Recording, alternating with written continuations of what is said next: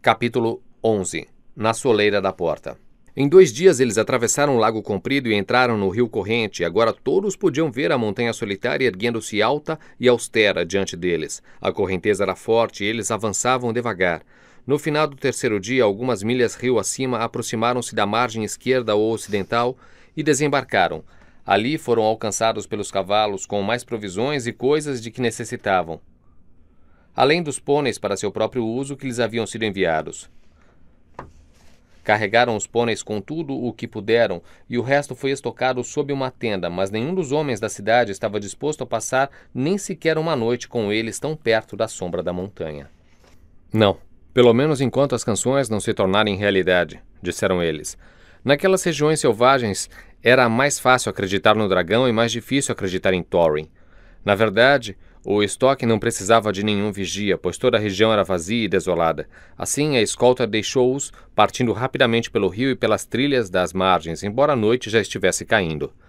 Passaram uma noite fria e solitária, e seus ânimos se abateram. No dia seguinte partiram outra vez.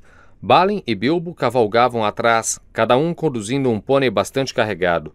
Os outros iam um pouco à frente, fazendo um caminho lento, pois não havia trilhas.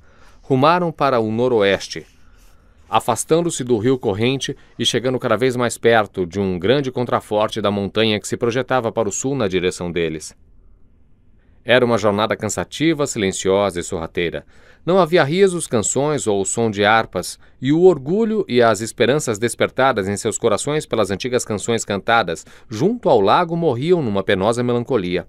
Sabiam que estavam se aproximando do final de sua viagem e que esse poderia ser terrível. A região ao redor tornava-se desolada e vazia, apesar de outrora, conforme Thorin lhes dissera, ter sido verde e bela. Havia pouca grama, e em pouco tempo não se via nem arbusto nem árvore, apenas troncos quebrados e enegrecidos que lembravam outros, desaparecidos muito tempo atrás. Haviam chegado à desolação do dragão e haviam chegado ao final do ano. Atingiram as fraldas da montanha, porém sem encontrar qualquer perigo ou sinal do dragão, exceto o deserto que ele fizera em torno do seu covil.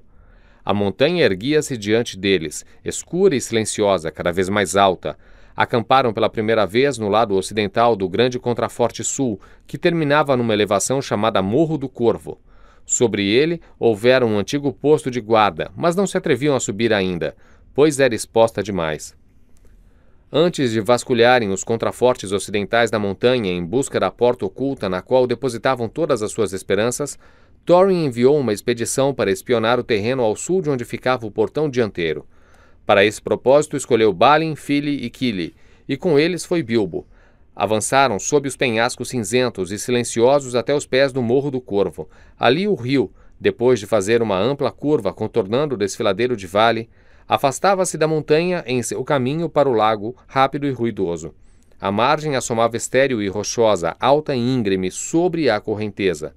Olhando por sobre a margem do rio estreito, espumando e chocando-se com os rochedos, podiam ver no amplo vale, à sombra dos braços da montanha, as ruínas cinzentas de antigas casas, torres e muralhas. Ali está o que resta de vale, disse Balin. As encostas da montanha eram cobertas de verdes bosques e todo o vale que ali se abrigava era rico e agradável nos dias em que os sinos soavam naquela cidade. Tinha um ar melancólico e soturno ao dizer isso. Fora um dos companheiros de Thorin no dia da chegada do dragão.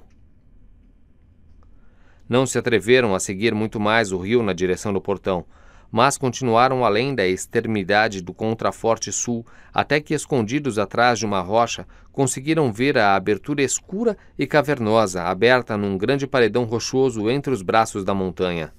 Dela brotavam as águas do rio corrente, e dali saía também vapor e fumaça escura. Nada se movia naquela desolação, exceto o vapor e a água, e de vez em quando um corvo negro e agourento. O único som que se ouvia era o som da água batendo nas pedras, e de vez em quando o crocitar rouco de uma ave. Balin arrepiou-se. Vamos voltar, disse ele. Não podemos fazer nada aqui, eu não gosto dessas aves escuras. Parecem espiãs do mal. O dragão ainda está vivo e nos salões sob a montanha, é o que imagino pela fumaça, disse o hobbit. Isso não prova nada, disse Balin, embora eu não duvide de que você esteja certo.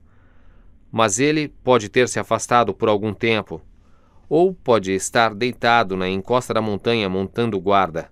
E ainda assim, acho que a fumaça e o vapor continuariam saindo daqueles portões. Todos os salões devem estar cheios da sua fumaça nojenta. Com esses pensamentos melancólicos, sempre seguidos por corvos crocitantes, fizeram desanimadamente o caminho de volta ao acampamento. Em junho, haviam sido hóspedes na bela casa de Elrond. E agora, embora o outono lentamente se transformasse em inverno, aquele tempo agradável parecia ter sido anos atrás. Estavam sozinhos no perigoso deserto, sem esperanças de conseguir mais ajuda. Estavam no final de sua jornada, mas, ao que parecia, mais distantes que nunca do final de sua busca. A nenhum deles restava muito ânimo. Pode parecer estranho, mas ao Sr. Bolseiro restava mais ânimo que aos outros. Muitas vezes pedia emprestado um mapa de Thorin para examiná-lo, ponderando sobre as runas e a mensagem das letras da lua que Elrond lera. Foi ele quem fez os anões começarem a perigosa busca na porta secreta na encosta ocidental. Mudaram então o acampamento para um longo vale, mais estreito que o grande vale ao sul, onde ficavam os portões do rio, e protegido por contrafortes mais baixos da montanha. 2 destes projetavam-se para oeste neste ponto, saindo da massa principal em longas cordilheiras de encostas íngremes que se precipitavam na direção da planície. No lado oeste havia menos sinais dos pés saqueadores do dragão e um pouco de capim para os pôneis. Desse acampamento do oeste, coberto todo o dia pela sombra do penhasco e das encostas, até o sol começar a descer na direção da floresta, dia após dia, eles partiam em grupos na busca penosa de trilhas que subisse a encosta da montanha. Se o mapa fosse verdadeiro, em algum lugar bem acima do penhasco, no topo do vale, devia estar a porta secreta. Dia após dia voltavam ao acampamento sem sucesso. Mas, por fim, inesperadamente encontraram o que estavam procurando. Fili, Kili e o Hobbit desceram o vale um dia e vagaram em meio às rochas amontoadas na ponta sul. Por volta do meio-dia, esgueirando-se atrás de uma enorme pedra que se erguia sozinha, como um grande pilar, Bilbo encontrou o que pareciam ser degraus toscos conduzindo para cima. Seguindo-os, alvoroçados, ele e os anões encontraram vestígios de uma trilha estreita, muitas vezes perdida, muitas vezes reencontrada, que continuava até o topo da Cordilheira Sul, e que os levou finalmente até uma saliência ainda mais estreita que avançava para o norte através do flanco da montanha.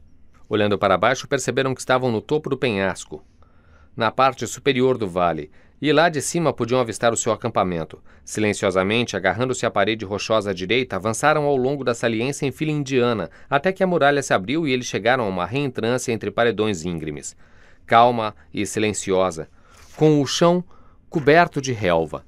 A entrada que haviam encontrado não podia ser vista de baixo por causa da inclinação do penhasco, nem de longe, porque era tão pequena que parecia apenas uma fenda escura, e nada mais. Não era uma caverna, pois abria-se para o céu, mas na extremidade interna erguia-se uma muralha plana que, na parte inferior, perto do chão, era lisa e aprumada como um trabalho de alvenaria, mas sem nenhuma junta ou fresta que se pudesse ver. Não havia sinal de umbral, verga ou soleira, nem qualquer vestígio de barra, tranca ou fechadura. Mesmo assim, não tinham dúvidas de que finalmente haviam achado a porta. Bateram, empurraram e puxaram, imploraram que a porta se movesse, pronunciaram pedaços de encantamentos para abrir e nada se moveu. Por fim, exaustos, descansaram no capim aos pés dela, e então, no fim da tarde, começaram a longa descida. Houve alvoroço no acampamento aquela noite. De manhã, prepararam-se para partir mais uma vez. Apenas Bofur e Bombur ficaram para trás, para vigiar os pôneis e as provisões que haviam trazido do rio.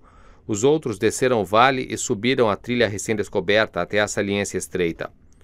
Ao longo desta, não podiam carregar pacotes ou mochilas de tão estreita e assustadora que era, ao lado de um abismo de 150 pés, terminando em rochas pontudas. Cada um deles, porém, levava um bom pedaço de corda amarrado à cintura e, por fim, chegaram, sem contratempos, à concavidade relvosa. Ali fizeram seu terceiro acampamento, içando com as cordas aquilo de que necessitavam. Pelo mesmo caminho, podiam de vez em quando baixar alguns dos anões mais ativos, como Kili, para trocar com os outros as últimas notícias ou para revezarem-se na guarda lá embaixo, enquanto Bofur era içado para o acampamento superior. Bombur não queria subir nem pela corda nem pela trilha. Sou gordo demais para esses malabarismos, disse ele. Ficaria às 11 e pisaria em minha própria barba, e então vocês seriam 13 de novo. As cordas amarradas são finas demais para meu peso. Para a sorte dele, isso não era verdade, como vocês vão ver. Enquanto isso, alguns deles exploraram a saliência além da abertura e encontraram uma trilha que conduzia mais e mais para o alto da montanha. Mas não ousaram aventurar-se muito por ali, e nem havia motivo para isso. Lá em cima reinava o silêncio, que não era quebrado por nenhum pássaro ou som, exceto do vento nas gretas da pedra. Falavam baixo e nunca gritavam ou cantavam, pois o perigo espreitava em cada rocha.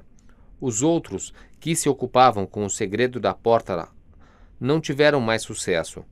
Estavam ansiosos demais para se preocuparem com as runas ou com as letras da lua.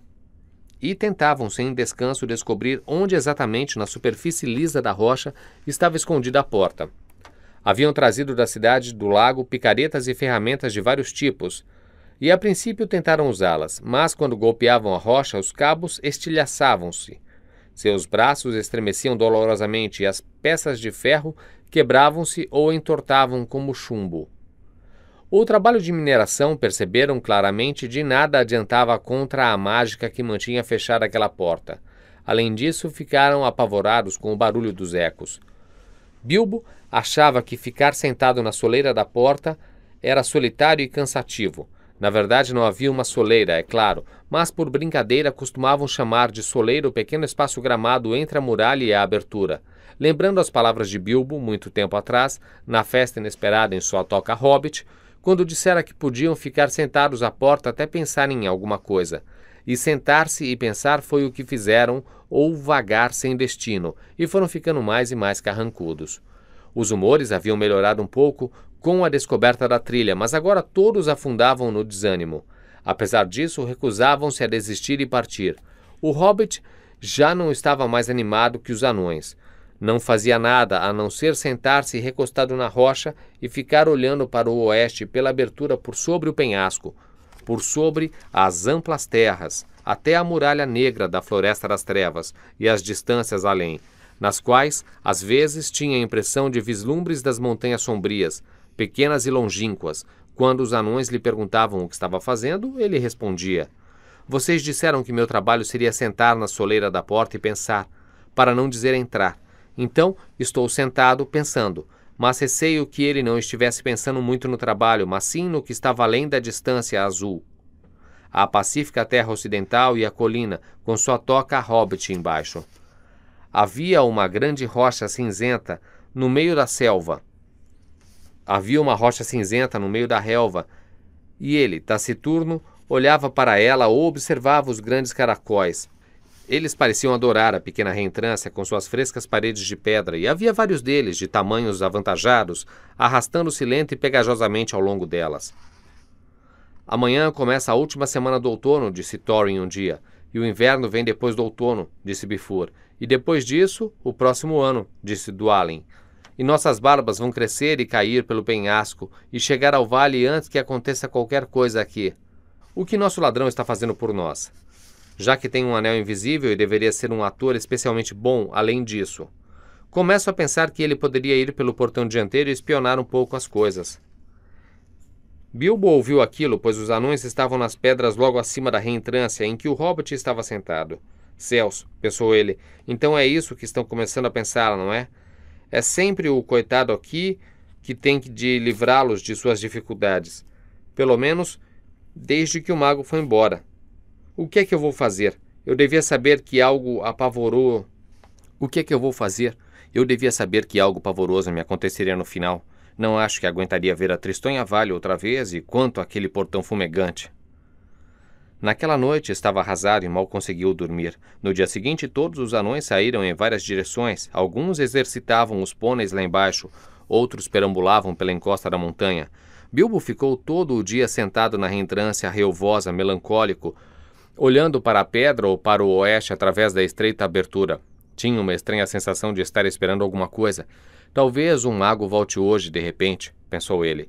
Quando levanta a cabeça, podia ver uma nesga da floresta longínqua. À medida que o sol caminhava para o oeste, via-se um brilho amarelo por sobre as copas distantes, como se a luz atingisse suas últimas folhas pálidas.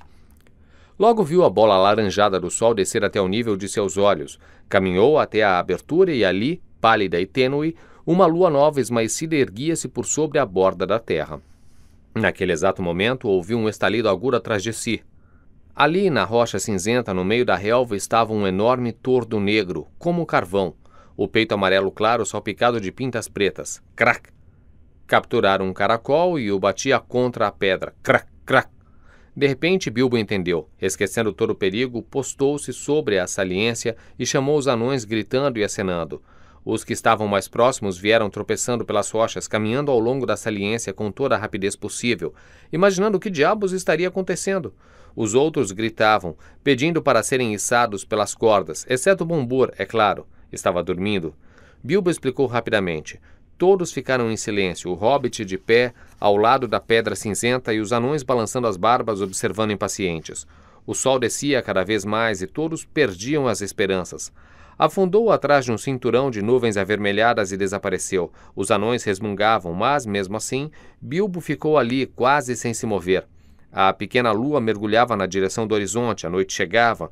Então, de repente, quando quase não restava mais esperança, um raio vermelho do sol escapou, como um dedo através de um rasgo de nuvem.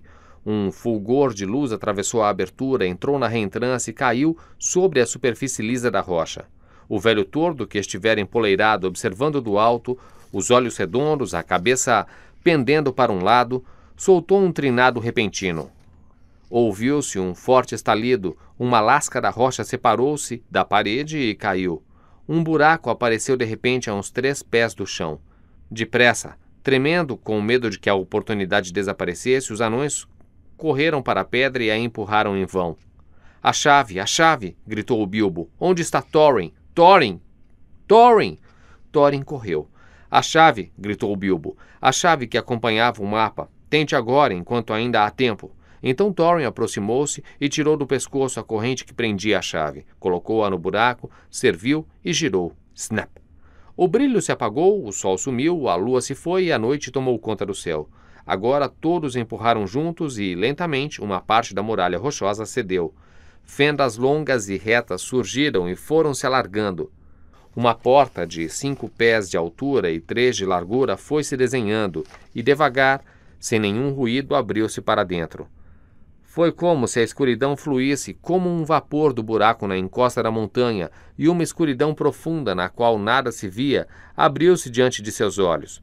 Uma boca escancarada que conduzia para dentro e para baixo.